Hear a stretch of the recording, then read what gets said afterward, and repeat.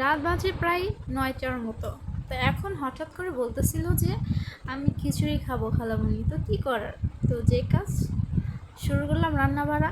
তো এখন হচ্ছে ৯টা বাজে, এখন কি করব, তো হুটহাট করে এই খিচুড়িটা রান্না করে ফেললাম ওর জন্য। তো ছোট্ট চুলায় ছোট্ট পাতিল, আমার ভাগ্নিটাও ছোট, তো রান্না করলাম খুবই সুন্দর করে। তো মশলাপাতি দিয়ে দেন আমি খিচুড়িটা রান্না করার জন্য বসিয়ে দিলাম।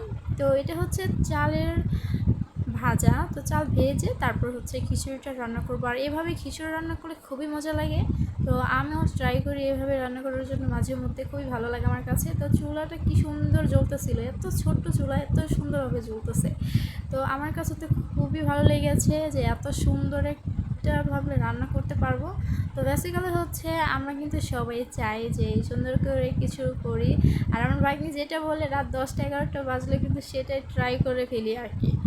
তো এই তো খিচুড়ি রান্না শেষ, কি সুন্দর হয়েছে, মনে হচ্ছে যে বাসমতি চালের খিচুড়ি, খুবই ইয়াম্মি হয়েছে।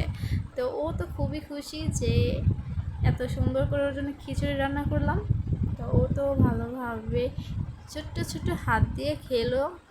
তো আমার কাছে খুবই ভালো লাগে যে আমার ভাগ্নি আমাকে কিছু আবদার করলে সেটা পূরণ করতে পারলে ভালো থাকবে।